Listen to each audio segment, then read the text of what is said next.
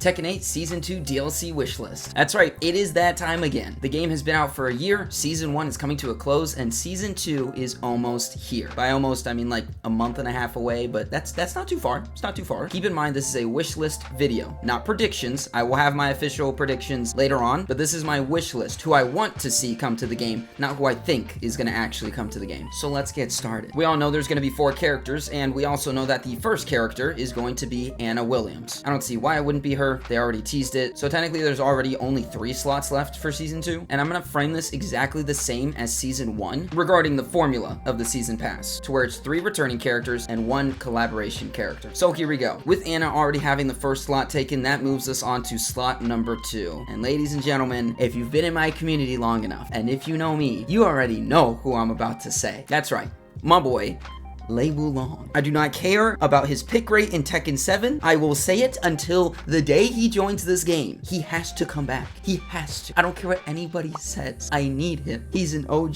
He's been here since Tekken 2. Put some respect on my boy's name. Shaheen's pick rate was absolute dog water back in Tekken 7, and he's still in Tekken 8. Base roster. You know why? Because they knew that nobody was going to pay money to play him. But you know who people will pay money to play? Jackie Chan. I would really appreciate it if design-wise they made him look more like his Tekken 6 design rather than Tekken 7. You know, give him his old face model back. They can keep the voice the way it is, or go back to his Tekken 4 voice, which I think would be kind of funny. Because again, that was just very Jackie Chan inspired, and I stinking love it, bro. And I've said this once, I'll say it again, it would just make sense. It'd be cool to bring him back since he's an OG, and if they're still gonna do the story DLCs with all of the returning characters coming back for each season, he would fit into it. Like, dude, he's been doing investigations into the experiments that the Mishima Zaibatsu has done, hence why he's now good friends with Steve, and so on and so forth. I don't know what else I need to or can say, but bring Lei back, dude. Bring, please.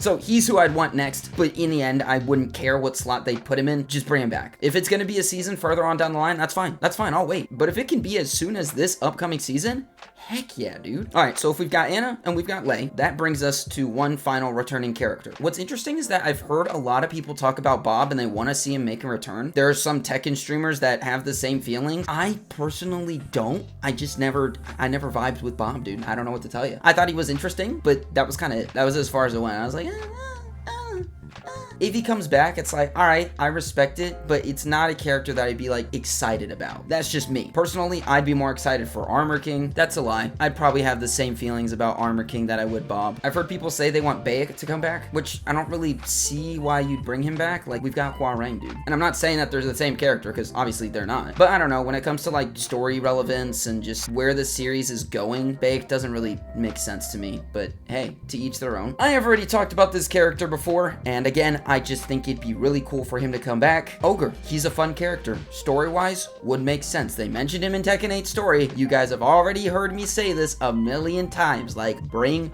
Ogre back. They already have a render for him for this game. Like, you just give him his moves, make him playable. Even if they don't give him story relevance, I don't care.